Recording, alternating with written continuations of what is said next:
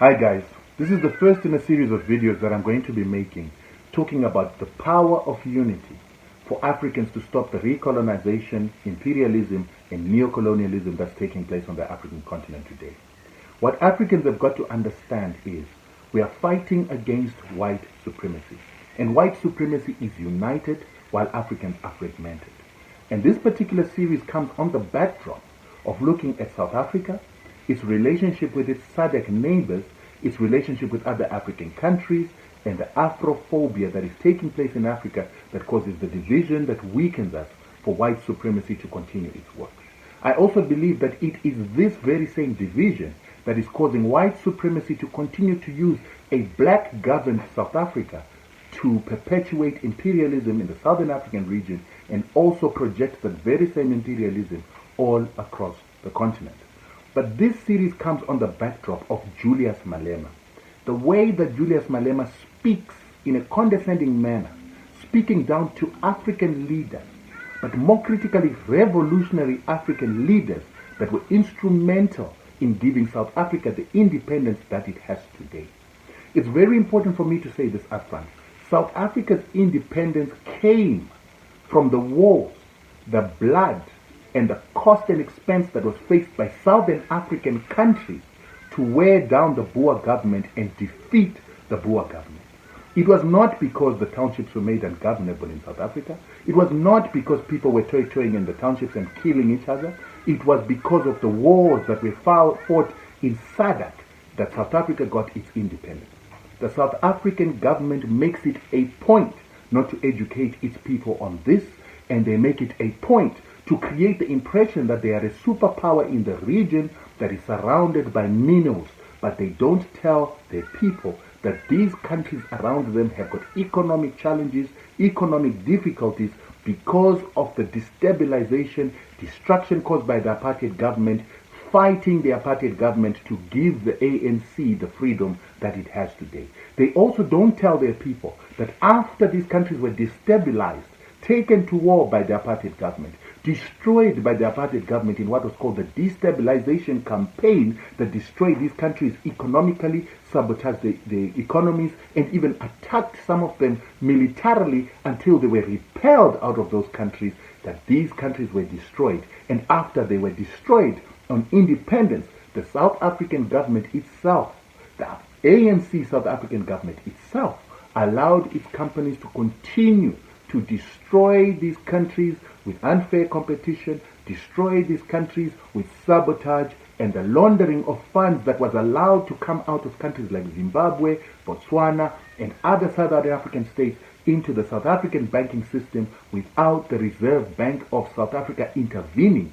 Yet, when you try to launder money from Europe, when you try to bring in money from the United States into the South African banking system, they block those payments and they make sure they vet those payments to ensure that money laundering is not taking place.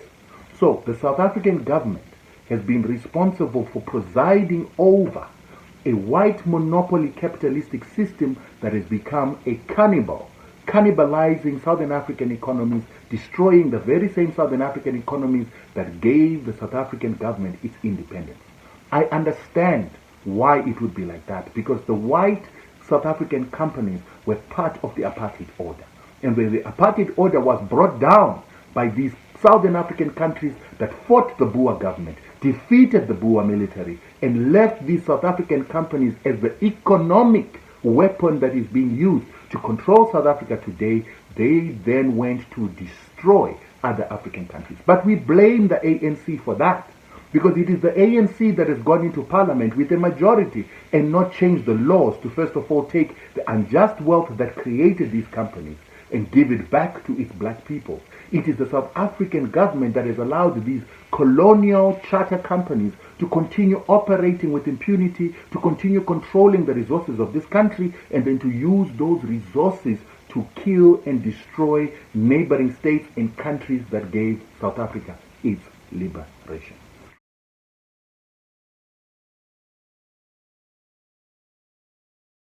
So now some of you are wondering, how is it that Africa gave South Africa its liberation? Well, when independence started coming to Southern Africa in 1975 with the independence of Mozambique and Angola, The South African government and the Rhodesian government were the only colonial governments that were going to be left in Southern Africa.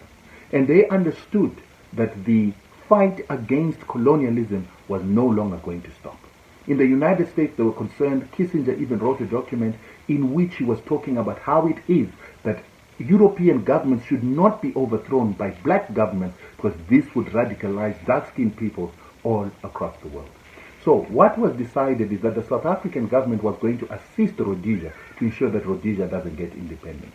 They were going to put some of their border police, some of their soldiers into Rhodesia to fight against ZIPRA and ZANLA forces.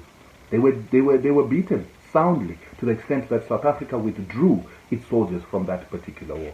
Rhodesia eventually fell. And when just before Rhodesia fell in 1979, South Africa began to realize that Rhodesia is going to fall, so they needed a strategy to protect South Africa from the countries that were frontline states to come and attack South Africa to break apartheid.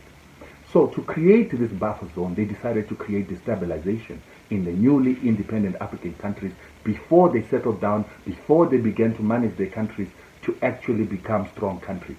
So they started attacking them. They created RENAMO to destabilize Mozambique, and it's ironic that RENAMO was actually created in Rhodesia, consisted of Zimbabweans, and when it was being used to stop the ZANLA forces and ZIPRA forces from fighting the Rhodesian government. So when Rhodesia was defeated, the apartheid government took RENAMO, repurposed it, and put it in Mozambique to make sure it destabilized Mozambique and stopped Mozambique from harboring ANC, PAC, AZAPO fighters. They also did the same in Zimbabwe. After the war, ZANLA and ZIPRA had their differences, and so those differences were capitalized upon by the Rhodesians that were still in the secret service, in the police force, in the army, by utilizing the tribal differences and creating a military arm that was trained in Maputo, Tswana, to go and destabilize Zimbabwe. It was going to destabilize Zimbabwe by killing Ndebeles, killing Europeans, and making it look like the new Zimbabwean government was a tribal Shona government that wanted to kill Ndebeles and white people in retribution. The truth of the matter is that the Zimbabwean government consisted of Ndebeles and Shonas and all other tribes in the country, that it was not a Shona government per se. This caused a small conflict, a civil war that lasted 4 years. And a lot of propaganda has been created that 20,000 Ndebeles were massacred by the Zimbabwean government for the Zimbabwean government to kill off Ndebeles. But that's a nonsense. It's a nonsense because if you look at Rwanda, 1 million people were killed in 6 months with machetes. Zimbabwe had tanks, guns, bombs, air force. They had well-trained soldiers who used firearms, who used automatic rifles. If they wanted to finish 2 million Ndebeles, it would have been very simple. But this propaganda, this lie, was what the South African government, a colonial government, used what colonialists have always used, tribal differences, to try and cause problems in Zimbabwe. The Zimbabwean government neutralized this destabilization by the South African government. The South African government punished Zimbabwe through its media since that day by creating this notion that 20 million Ndebeles were massacred by a Shona Mugabe government. But ask yourself why it is that no Ndebele person has gone to the ICC, to the ICJ, to the UN Human Rights Council to file a complaint, and why has there been no investigation in 34 years about these massacres if they really existed? So that's another strategy of colonialism, neo-colonialism, of dividing our people.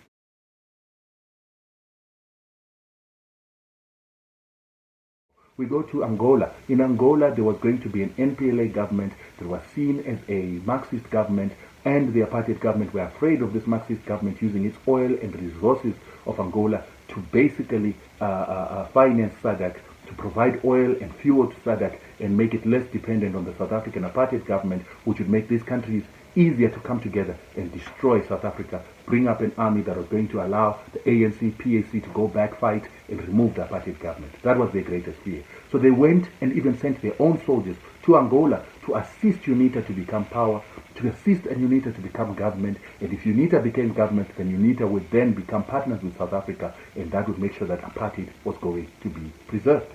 But we know they got defeated in Angola. After being defeated in Angola, and they were defeated in Angola because Angola also then went and got allies. South Africa had the Americans, the British, the Europeans behind them. And so what Angola did is they went to get the Cubans. The Cubans came, they had the backing of the Russians, and they came, they fought and defeated the Boers. Yes, the Boers were defeated.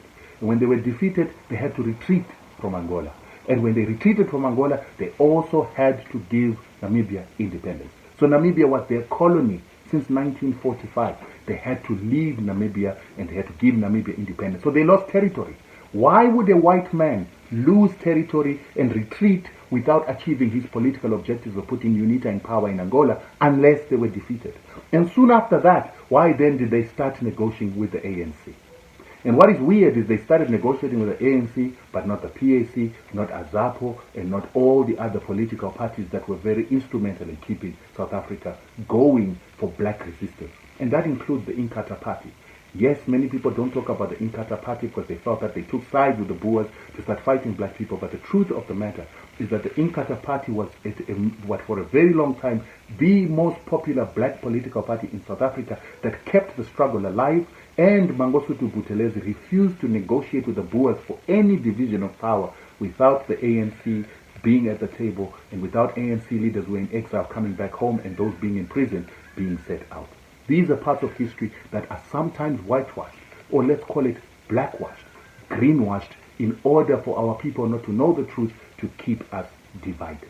So it was the wars that took place in Mozambique, Zimbabwe, Angola, that broke down the defense mechanisms or the aggression mechanisms that had been put by the apartheid government in order to protect itself, that fell apart. It had no protection, and eventually when all their destabilization had been defeated, the only thing that was now left is for these African countries to then come together, put up an army, support the ANC, AZAPO, PAC, to come in and attack and have a war on South African soil, which the Boers could not afford because they knew they were going to lose it, like the Rhodesians lost it, like the Portuguese lost it in Mozambique.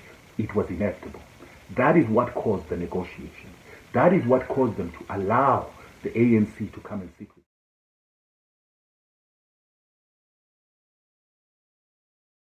But they negotiated with the ANC alone and not the other political parties so that they could strong arm the ANC to take all power, winner take all, but they were then going to look out for the interests of the Boers, which continue to run this country in an apartheid that has got a black face in front.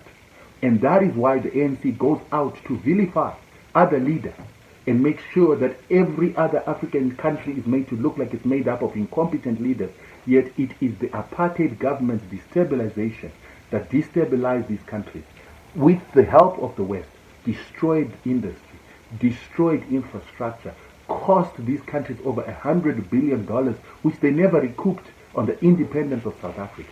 And after that, when these countries were weakened, their industries were weakened, it was the South African ANC that allowed its white companies, white banks and financial institutions to go in there and kill the remaining industries by competing unfairly with their businesses that have been propped up by colonial proceeds and the proceeds of a crime against humanity. It was their banks that money laundered because they're the most sophisticated banking system in the region. It was their banks that have sabotaged Africa because wherever finances come from the West, they come through the South African banking system that is white controlled, that is an imperialist system that goes into the rest of Africa and sabotages these African countries and determines which projects money can be put in, never to be put in industry and never to be put in anything that's going to make them stronger and less dependent on South African white industry.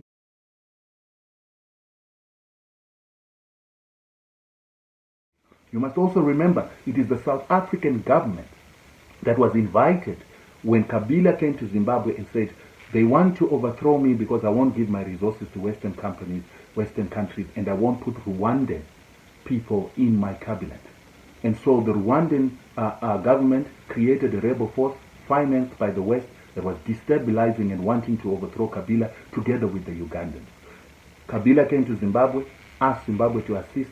Zimbabwe, together with Namibia and Angola, agreed as SADC to go and fight. The rest of the SADC countries, in following South Africa and its white monopoly mandate, refused to go into Congo to assist. Zimbabwe, Angola stopped Kabila from being overthrown. Then that forced the Sun City Accord, and guess who sat to make it look like they created the Sun City Accord? But then when the peace came, South African army went into Congo and made sure that its mining companies could come and start looting Congo, yet they were not interested in saving lives in Congo where 5 million people have already died. This level of imperialism that we see being exerted by South Africa over the region through the influence of its white monopoly companies is a concern to those of us Pan-Africanists who believe that we need unity in Africa. It is a threat to Africa, and we say to the ANC, stop the imperialism, stop acting like the apartheid government, serving European interests, Western interests, and white monopoly interests for you to wear Gucci and to wear expensive suits, drive expensive cars, and have big houses. What you are doing is no different to what the apartheid government was doing. This is end of part 1. I will again send you part 2 when it's done. Thank you.